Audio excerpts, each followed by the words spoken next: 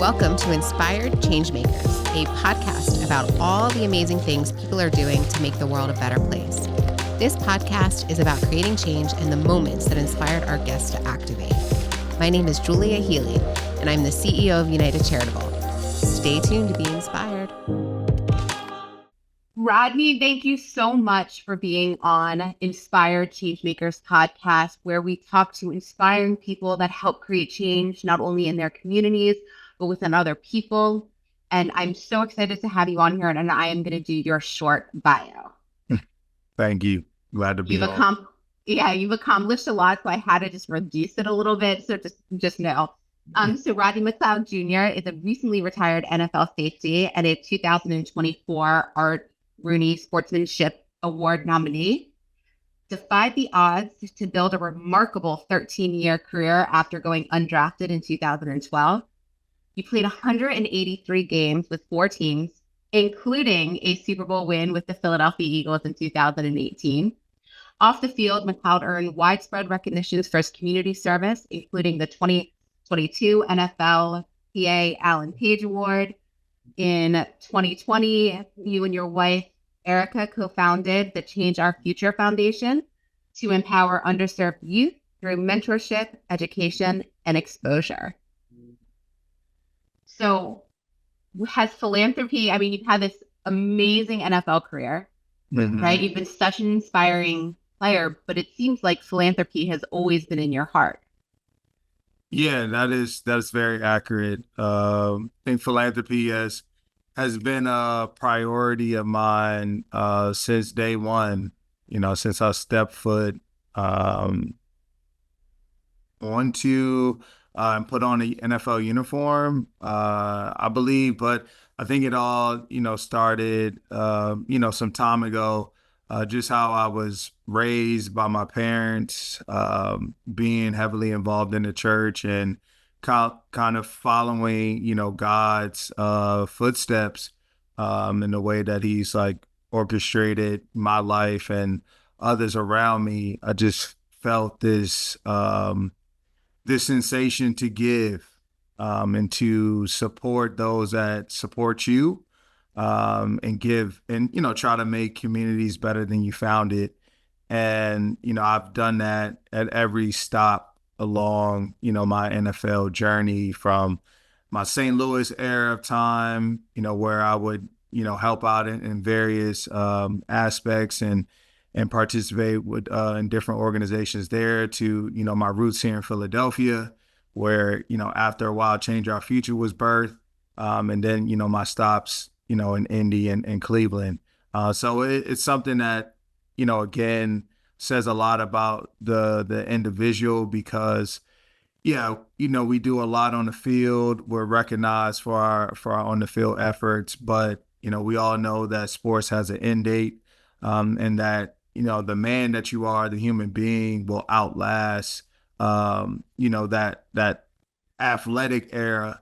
And so I've always wanted to just be rooted in community, and knowing that we all come from somewhere, and we all serve a responsibility to make sure that we continue to pay things forward. And do you have a specific memory or moment that you remember, your parents really helping this become a value of yours? Was it a church cookout that you remember, or collecting? Do you have a moment that you really remember your parents instilling this? I don't, to be honest with you. I think it's just a way of life for me, my siblings, and my family. Not saying that we did various give backs of our own, but it was just rooted in the faith of the church, and that community aspect was already again formulated through the the walls of the church. So I didn't even realize what I was doing, but it it just was a habit, and became who I am. And so I just owe a lot of credit to just my walk with Christ, and my faith, and my family, for putting me in those positions. Isn't that amazing how we don't even remember how something became a value because it just was? It just is. Exactly. Like it, and like there's nothing, you don't really think about it until maybe are an adult and, these sort of questions start to arise and you're trying to figure out, is there a selective moment? And, nothing in particular really stands out. It just was my day to day. It was my life and I enjoyed it.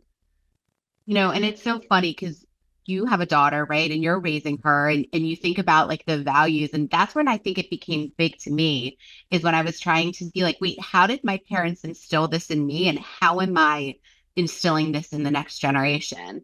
Yes. Um, so you and your wife met in college, right? Yep. Yeah. University of And Virginia. right where we go, UVA, like everybody's dream. Um, where did you both have the mentality of philanthropy? Was that something that kind of bonded you as well? I would say the bondage really lived in, yes, community and passion for our youth. Erica is she is very family oriented. Is looked at as like kind of like that next matriarch of her family. Like they're looking to see who's going to continue on with the culture, the tradition, and this next generation. Like she is that. And so, like it's impressive just seeing how her cousins, how, everybody around her just like gravitates towards her that are younger than her. And it's because of her heart. And I think we both have big hearts to serve. And that's where, Change Our Future really started to become something of substance when we sat down and we thought about, everything that we were doing for other organizations, but how can we leave a legacy of our own where we both have our footprints and we can give, our passion, our energy, our everything towards and the future, which is our next generation, just made the most sense. And so that's where Erica and I aligned. And, we've been walking side by side since, not only in marriage, but also in this walk of philanthropic efforts. And so, why did you decide to start your own foundation? What did you see that was missing that made you say, hey, listen, I'm solving this problem? Yes, for us, there were a number of reasons, but I think what really lit a fire under us was the incident with George Floyd. That happened in 2020, and we saw so much take place, and we try to demonstrate our efforts, our fight through, protests, getting involved in other ways to make our voices heard. But you know, we try to figure out, what can we do to problem solve a more long-term issue.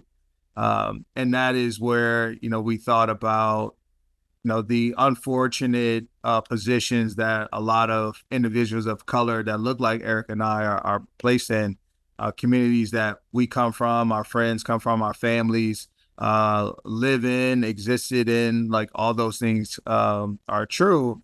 Is, how do we change the cycle? How do we break the cycle? How do we create new trends? How do we start um, new norms for our community?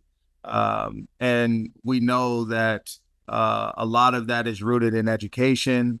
A lot of that exists through exposure and also access. And those are our superpowers right now that we have, through my NFL stature, through Erica's, background and network of individuals that we've been able to form since, leaving UVA. And, when you put the two worlds together, this is something that can be very powerful on top of our hearts to serve and knowing and recognizing where our future truly lies. If we want to seek change, we have to start with the next generation of leaders, and that's where again we've like dedicated our time, our efforts, and literally, our lives to this day. Yeah, so tell me, because I think you have Next Man Up is one of the programs you run, but tell Yeah. me about the programming that you guys have designed that has really is making this cause something at the forefront. Yeah, so right now we have three core programs that we operate. Next Man Up t-shirt that I'm wearing, that is a program that, I lead the charge in, recognizing the power of leadership. I've been in a lot of leadership roles over my sports career, and even in my own family. And there's just a real huge calling for mentorship, especially Black males. And I recognize that when I spent some time with Big Brothers Big Sisters. I was big in that program for multiple years. And that was a great challenge and something that I try to advocate for. And then when the opportunity presented for me to have our own nonprofit, and I thought, why not have a mentorship group of my own? And we always use this ideology in sports, the next man up, and it is perfect for a life uh, uh, term as well when we're thinking about this culture of brotherhood and manhood. It's as men we hold a duty and responsibility to make sure like we teach, we show the way for the next group, or even the next peer. We don't know everything, and that's the power of mentorship. It's like that terminology of lifting, right? We all need a spotter. And so we've really uh, d- really dove in into that space for this next man up group, and really teaching them, just the different practices of life, how to, navigate challenges, how to navigate conflict, exposing them to possibilities outside their doorstep, and then, allowing them to step into exactly who they're meant to be, walking in purpose and becoming leaders of their own, not only amongst their peers, but their families and further. So I'm proud of that program. And we have a STEM program as well. We run Youth Leadership Summit. And those are our core programs that we operate. You know what's so interesting about the next man up and creating leaders is, so I guess one of my podcasts maybe 2 or 3 years ago, I got to interview J.R. Redmond, who played for the Patriots. And he Mm-hmm. played on the Patriots the year that Drew Bledsoe went down. And they had to have the next man up mentality. And the next man up was Tom Brady, who was this undrafted kid, or no, he was drafted, but like last in the draft or Six whatever. Tom, round, yeah, yeah. yeah, like the whole thing, Mm-hmm. right? And could you imagine if they didn't have that mentality? Yeah. If they were like, this is just some backup and they didn't support him. And so Yep. it's so amazing that you're bringing that in every aspect of our lives, right? Because Yes.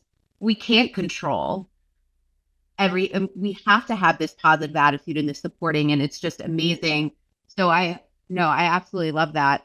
But what I thought was really interesting, and I mean, I've been in the nonprofit space 20 years, and I've gone to probably hundreds and hundreds and hundreds of programs and camps and all these things. And I had in 2021, I was very lucky that I've got to go to your camp and I've got to see you interact with the kids and see how Mm-hmm. much. But when you walked up, your whole family was there. Yeah. Yeah. You, your wife's cousins, like your Mm-hmm. whole family was there rooting for you, like Yeah. rooting for the changes that you wanted to create. There wasn't a seed of doubt, like, oh, this is a really big problem in a really hard time in a really hard city. Maybe we can't make change. You had Mm-hmm. everybody around you supporting you. Yes. How do you keep that hope in times that you can create change? Like how do you get yourself in that mindset? Honestly, I think, when you are in this nonprofit space, it does seem very daunting at times, because you don't have it's hard to see like real progress, and measurables, but you have to really just stay rooted in the people that you are impacting. And for me, that's all, I can do. I think when we all get into this field, we want to instantly see that change happen, not from in a more grander way.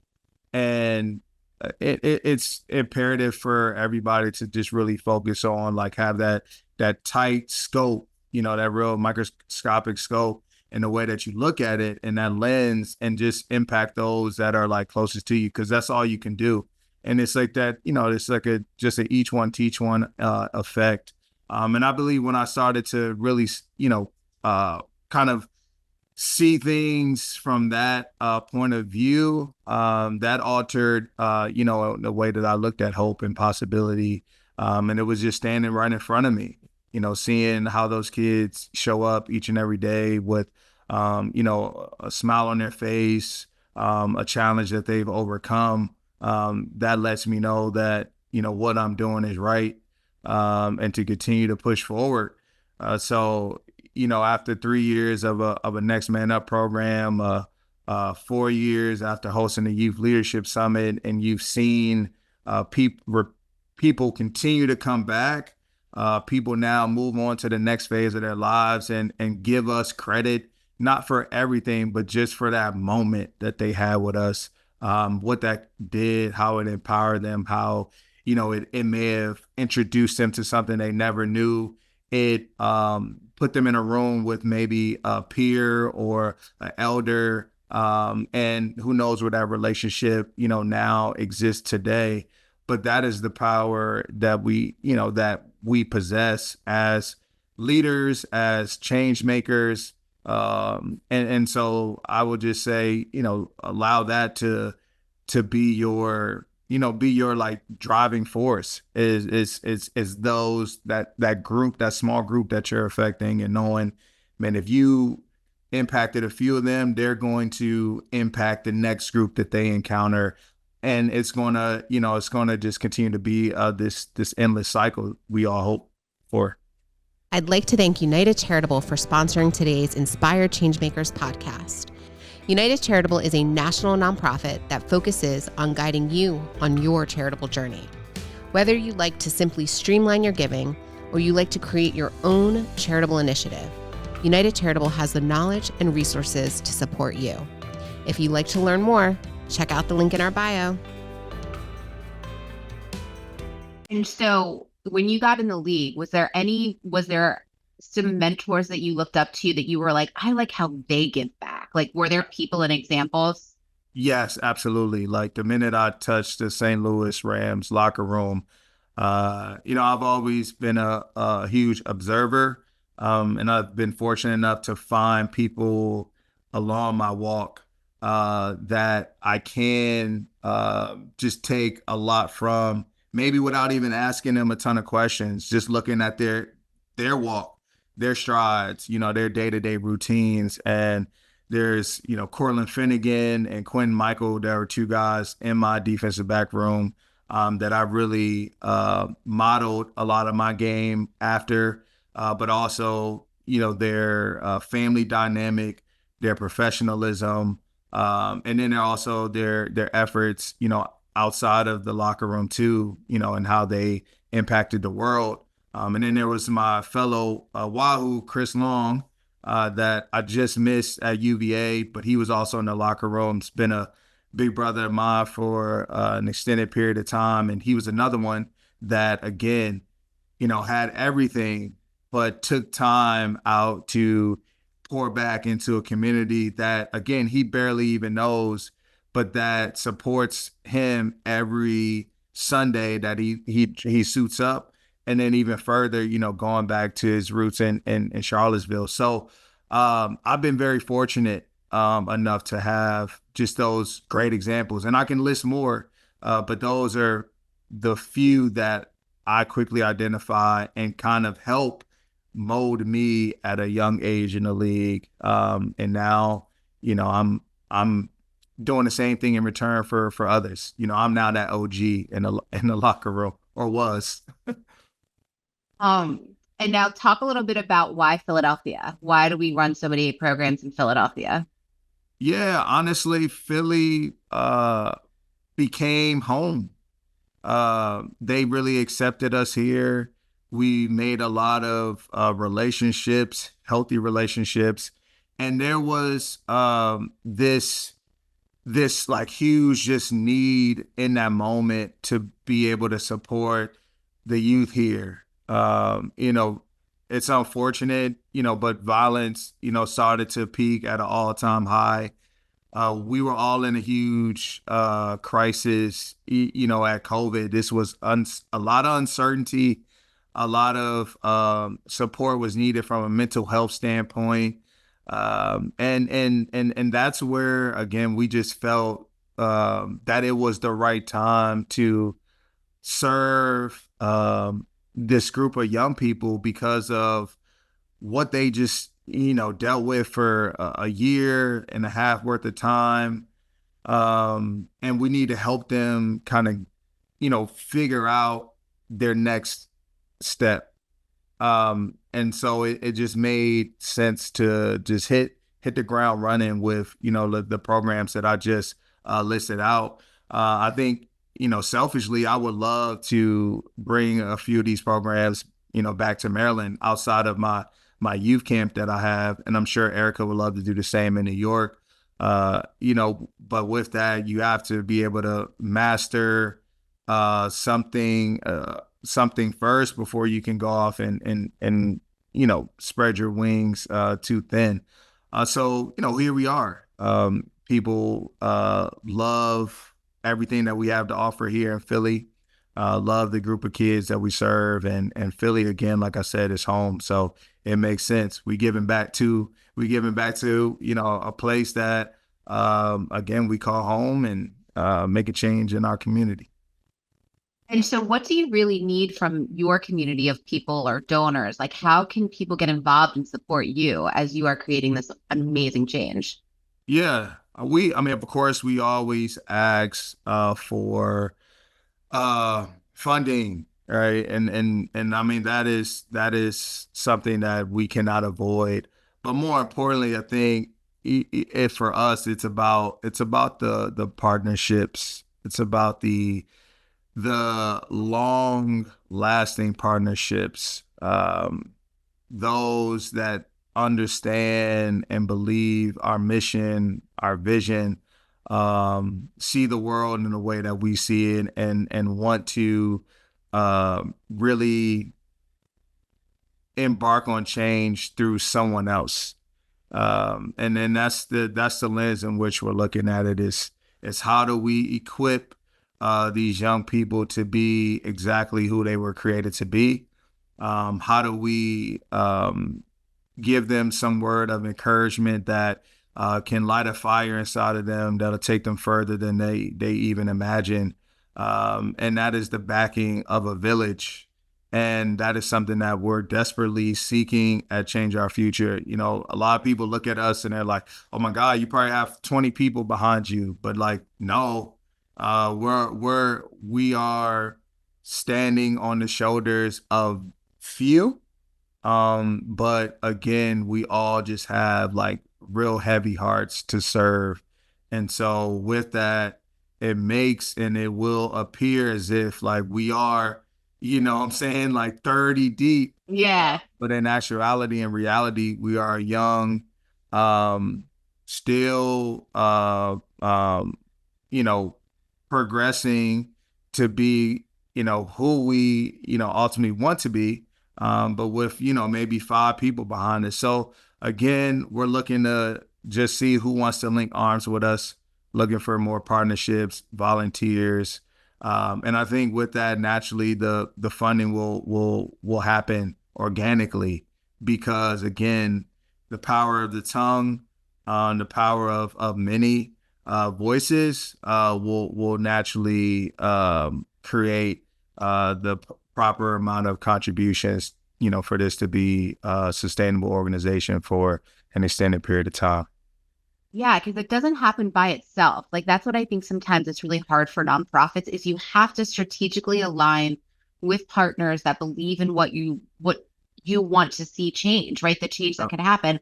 And yeah, how can it benefit that community?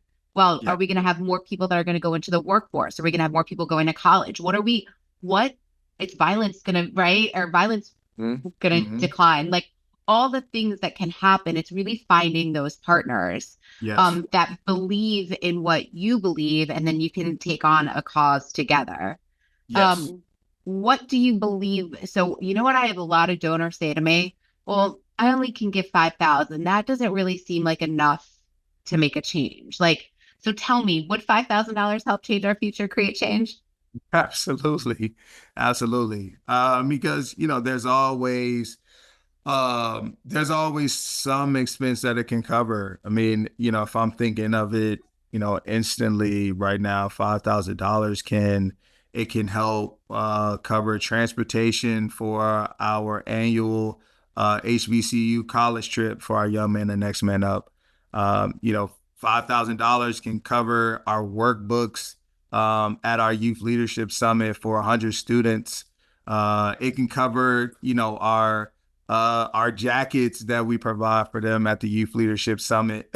Like there's like honestly, for again, I think I don't know the percentage, but there has to be a lot of small, nonprofit like grassroots organizations that again are man are hungry um for change, for whatever cause that they have dedicated their lives to.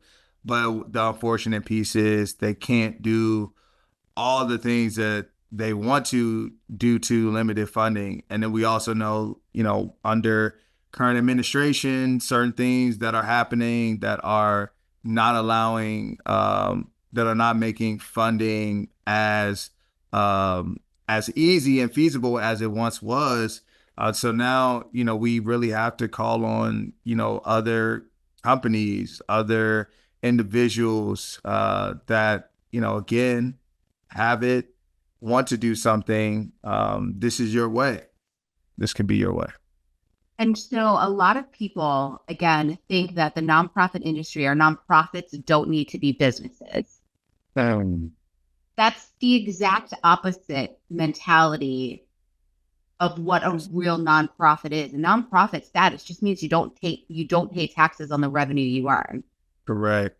And that revenue comes from the generosity of other people or from grants or from so tell me specifically about what does your community of donors like? Do they get together at a sneaker ball? Like, what does it look like to be in your community as a donor?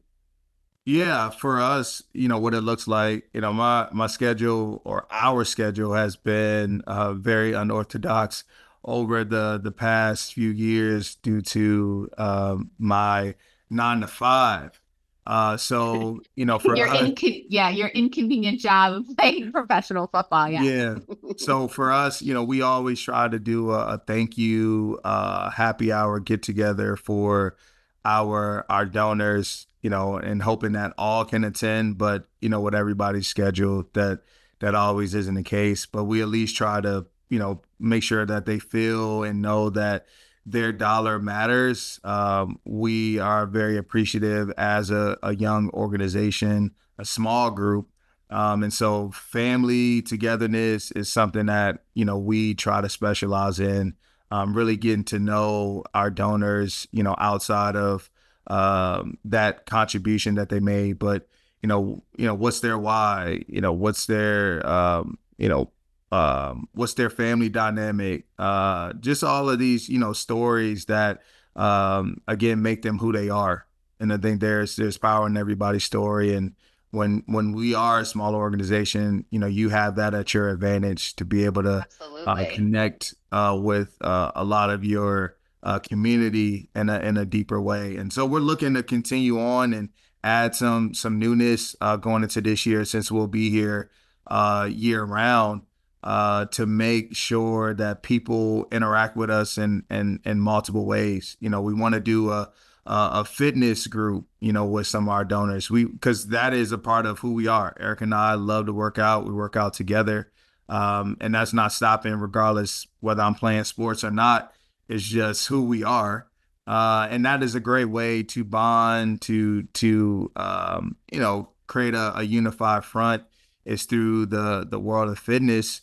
So we're looking to explore all of these sort of moments with people that, again, will really form those long-lasting relationships. And that's what I think is special about Change Our Future, is that are not just handling a problem one way. We're looking at it multiple ways, right? We're not just providing education, but we're finding mental wellness is something, right? We're going to do it through fitness. We're going to do community. We're going to do leadership. We are going to connect them for when you're not there, right? So I think it's a really amazing approach to creating change. Do you have a story or an individual that you really think about that you're like, oh my God, this really mattered? Do you have some type of moment that you can share? Yeah, several. It's a proud moment for us in 2025 because we graduated 7 seniors from Next Man Up. So unfortunately, we're losing 7 leaders and looking for 7 new guys to kind of take on that torch, as we call it, passing the torch. But there's one, gentleman that really, stood out to me. Honestly, a few, but I'm going to pick Jameer, my guy, Mir. Had a very tragic situation happen in his life. In his sophomore year, he lost his mother, and suddenly to heart attack. And that moment in itself would typically break, any child. And he was already in a position where, he was trying to figure out life, trying to figure out, he wants to succeed, but things just aren't necessarily going in the way that he desired. And when that happened, I didn't know necessarily what to expect from Mir moving forward, to be quite honest, as he, grieved the loss of his mom. And what that did for him was it really called for him to live life for her, make sure that every day that he woke up, he put his feet on the ground and stepped outside that home that he was living for her. He wanted to make her proud each and every day. And this is somebody that's done a huge 180 in his life during a time where I can't even imagine, how he internalized it all, the late night, probably tears and many emotions that he felt. He's found a way to step up and really kind of catapult his whole life to where, he's now considered a leader in the school. He's one of the more, most confident individuals that I know.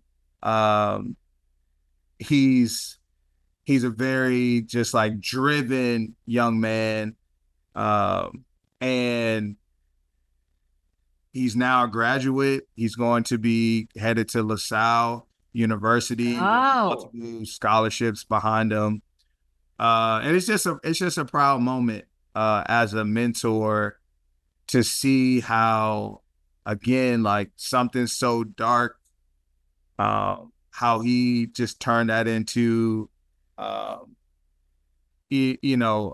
just a triumphant story. And, I'm just proud to share his story, which I'm sure he'll continue to do for the rest of his life. He'll talk about that moment as a pivot moment, as a moment that he wishes never happened, but it was a pivot for him, and he pivoted in the right direction where many would probably go in the wrong.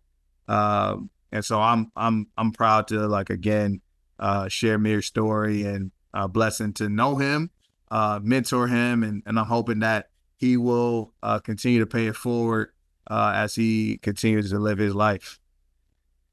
And how do you transform? Because, now, again, you played in the NFL for 13 years, right? And now you're transitioning to this. I mean, you've always been part of the nonprofit, but how do you think your skills as an athlete and the discipline you had that is really going to be shaping the way you run the nonprofit?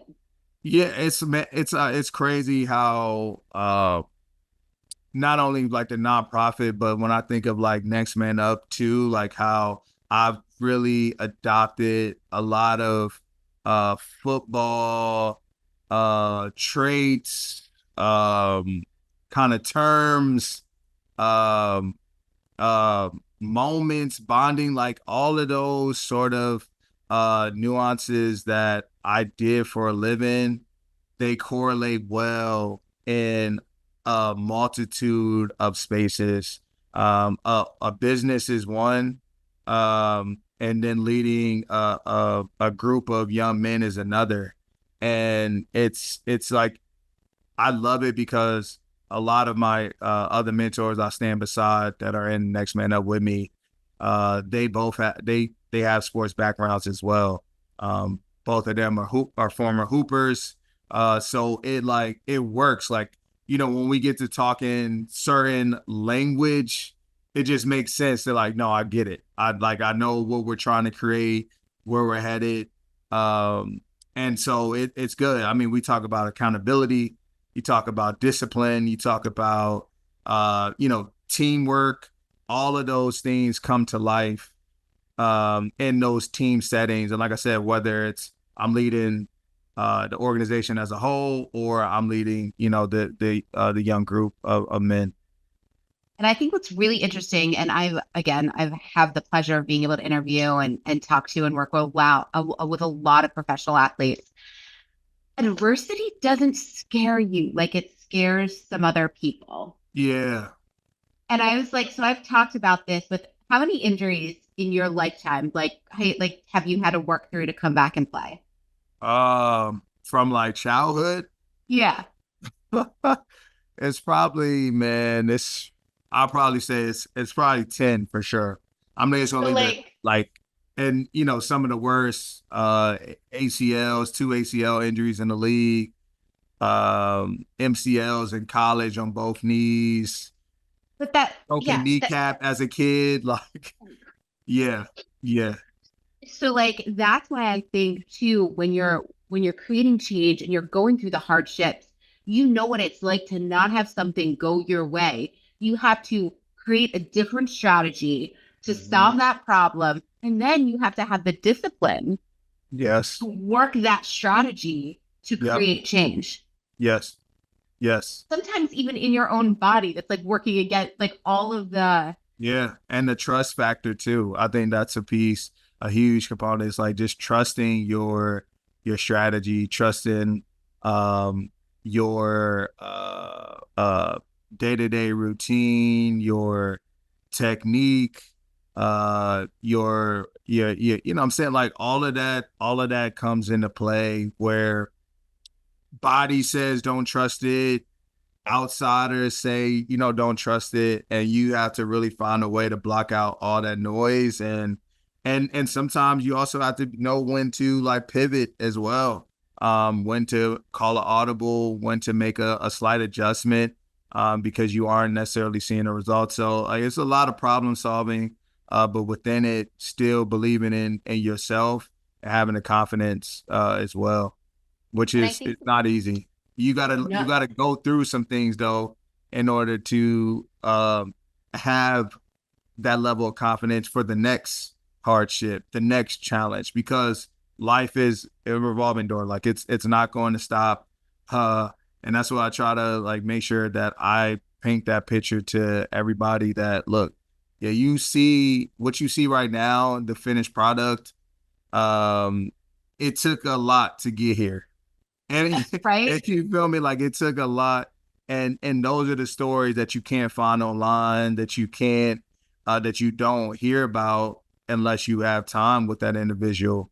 Because who always wants to talk about those painful moments, but those moments really build character, build perseverance, and like it shows you who you are. I would like to thank Athletes Charitable for sponsoring today's Inspired Changemakers podcast. Athletes Charitable offers a concierge membership service that provides the tools and resources to build a legacy through service.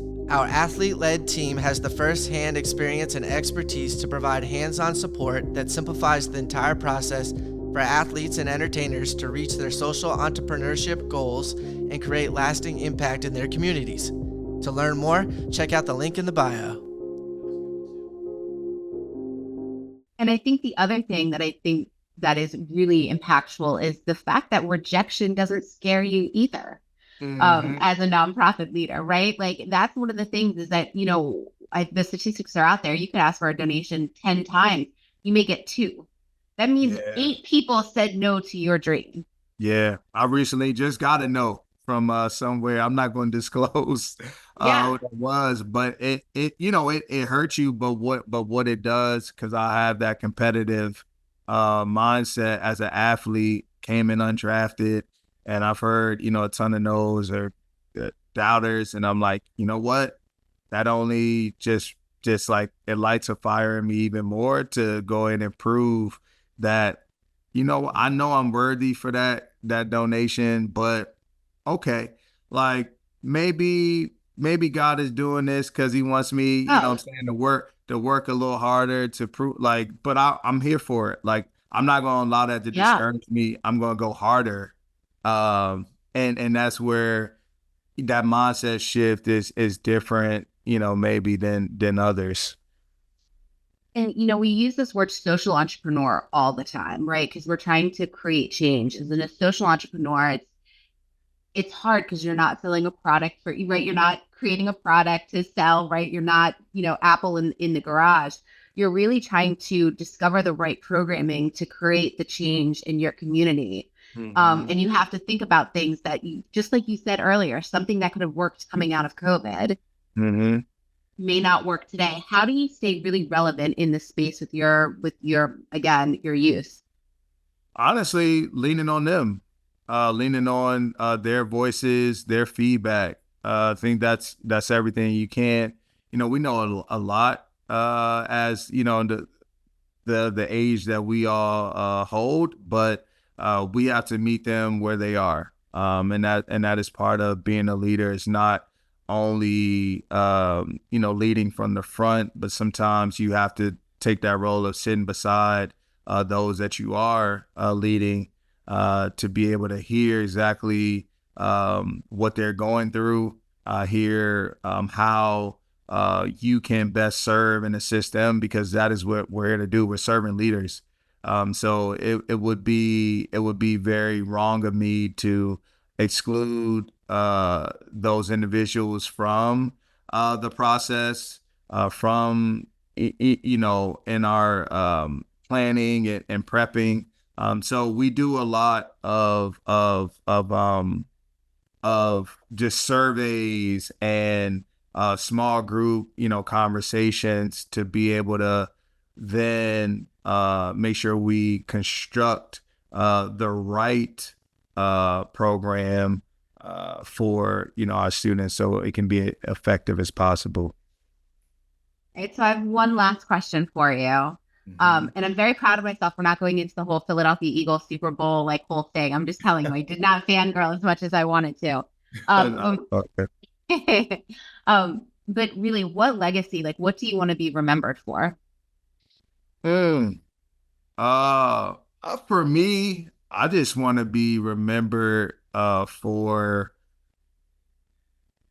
being able to say that I changed lives of many, or been an inspiration to many as well, as that symbolism of hope and possibility, because I feel that is my story, from start to finish, being able to achieve the things that I've been able to do as a smaller stature individual, as somebody that wasn't always rated, the highest,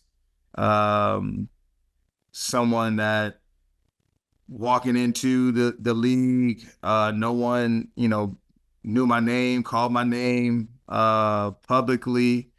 And so that has always stuck with me, and to look back and see, everything that I've done on the field, but again, more importantly, like off the field, just those interactions with an NFL player that many young people don't get the chance to experience. Kind of being like very just relatable and open and touchable has like just created like that level of effect on a lot of young people. And so again, I'm hoping that my legacy just really lives along those words right there. Is inspirational, possibility, hope, and impacting lives, not only in the locker room, but, out in society and further. Well, I will say you have been one of my favorite Philadelphia Eagles of all time.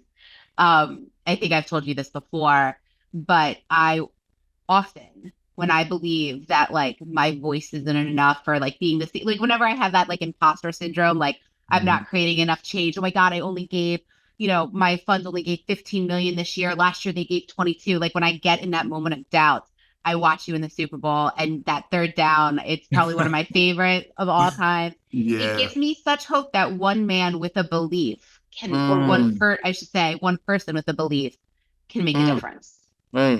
You believed that you were stopping him. Yeah, no, You absolutely. believed that Like, the it's no Eagles were doubt. going to win. Yeah. Yeah. You believed no that doubt. the Eagles were going to win a Super Bowl, even though they've never won a Super Bowl. You believed that you were enough in that situation. Could you imagine if we all attacked our life, like if I attacked every day believing that I was enough rather than assuming I wasn't? Yeah.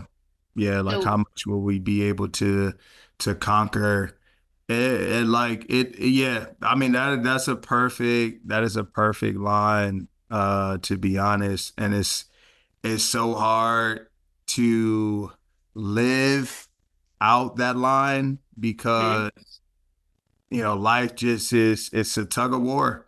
It's a tug of war with yourself, right? with, belief or doubt, faith, like it, like it never ends. And like you just have to, try your best to have, that positive like perspective. Right. Like the lens in which you look at every experience is critical. It's critical on like how your next step goes. And also with the mentality, and I really appreciate this from you, just with like this belief that we can create change, right? Like, I'm the CEO of my company, right? I have 30 employees. Like, what can I do for their lives? Like this belief, right, that change is absolutely possible. And I love, again, that's like Change Our Future. I think it's such a wonderful name of an organization. I think it's perfect. Yes. And I just thank you so much for being on the podcast today. It was such a wonderful conversation, and I'm just really inspired by what you're doing for the city of Philadelphia, not only just the city of Philadelphia, but everywhere that you really get to have an influence. And thank you so much for being on. No, thank you so much. It was a great conversation. And let's just keep making a change one day at a time, one kid at a time.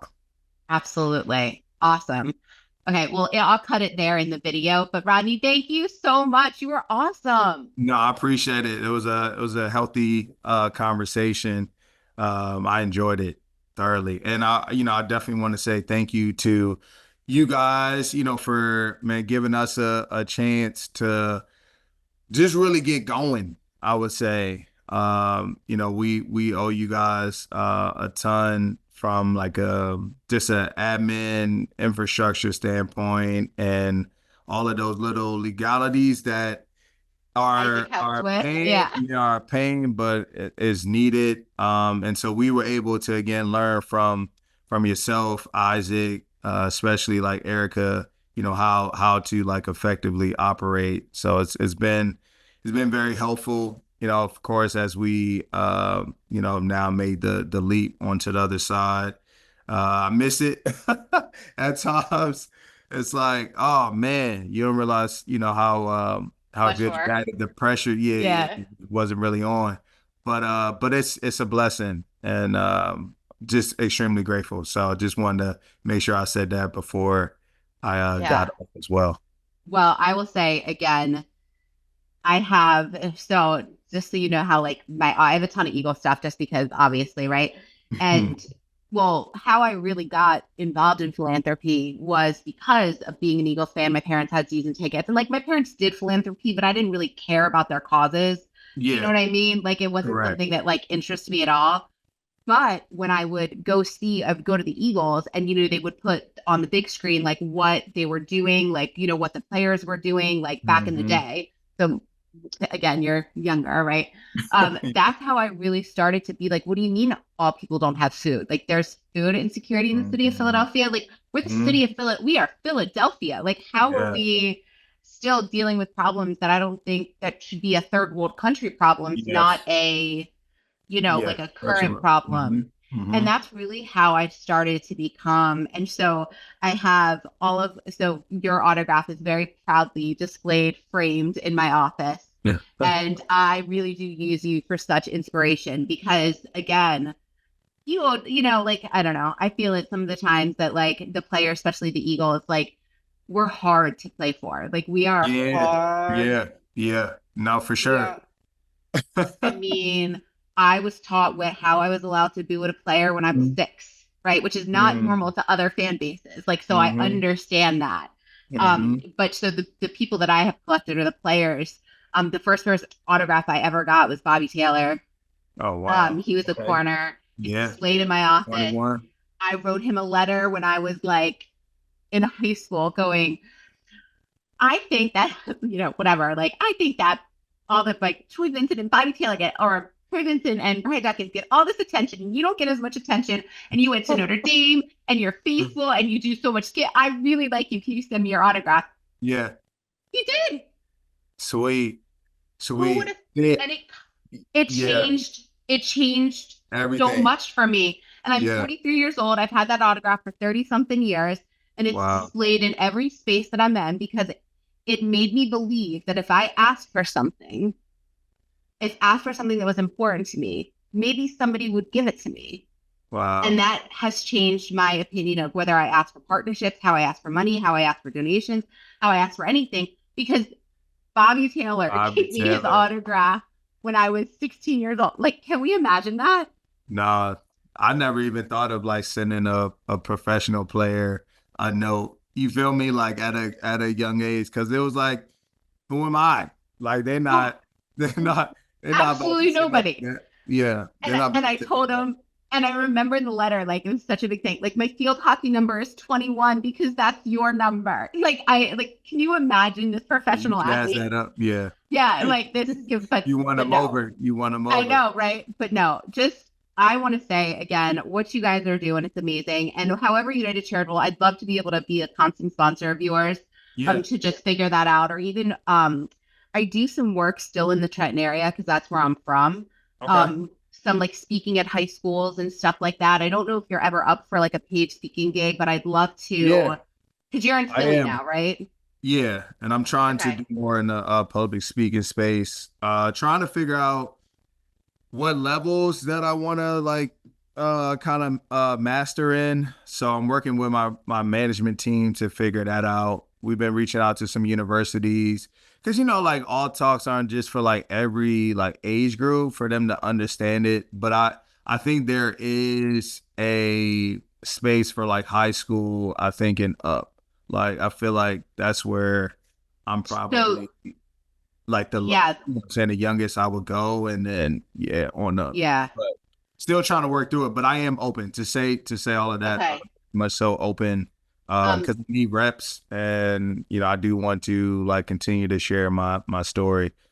similar to what I, spoke about for all the reasons. Yeah, no, because again, you're such an inspiring story. Because I remember my favorite comment of going to your camp was there were these group of like 4 young boys, and I got to hang back with them, and they're like, "He's not that big. He's not that fast. He plays in the NFL. He can play in the NFL. Oh my God, I could play in the NFL." But they're like, "But I could go to college to play." Like they paid for him to go to like they were trying to like match you up. Yeah, like right. And see And it was themselves like years from now, like I think I could do that. I could do that, but it was really interesting because most people then would focus, and this is what I appreciate about your program, about just getting into the NFL. But you were like, hey, let's use this as a tool to get you to college. Let's use athletic as a school, as a tool to get you like, this is just a tool that got me to my next step. The NFL was amazing and awesome, but like, and so I'm telling you, I really think you're going to be such a change maker, and I am so happy that you have all the support that you have, because I just think your mentality and the fact that you and your wife are aligned, and the fact that all your family, like success will only happen. Yeah, no, I greatly appreciate it. Yeah, that's really been my my backbone, my just my foundation that's kept me very grounded over time, where this platform of the league can it can take you all over the place if you don't have the discipline and the right village and tribe around you. So I'm definitely grateful for mine, because it always just reminds me of like where I started and why I'm doing what I'm doing. And if I always just keep that close in mind, then it's really not too much that's going to knock me off my path. So I'm forever grateful for all of those individuals, and definitely being at the head of that. Awesome. Erica. Well, yeah, no, I knew. Yeah. and congratulations on your baby girls. I have 2 daughters. They're amazing. Just be ready though, man. I have one going to middle school right now. Be ready. Talking about listening. I didn't have social media growing up, so navigating that some of her friends have Snapchat. Yeah, trying to monitor all of that, but still like give them their space and privacy. But you got to be cautious. You got to be a cautious parent out here, because it's a sick world. It's a sick world. And we're Catholic, and so we do a lot of like Catholic and so I'm assuming that her whole little group of Catholic friends are going to be all like on the up and up. Oh yeah, no. Oh no. Yeah. So, but that's why I couldn't come to this. I was so bummed I couldn't come to Sneaker Ball this year. My daughter graduated 5th grade, and she's going to middle school. So that was obviously I couldn't. And that's a new thing for me now too. Is like a lot of middle schools are now 6th through 8th.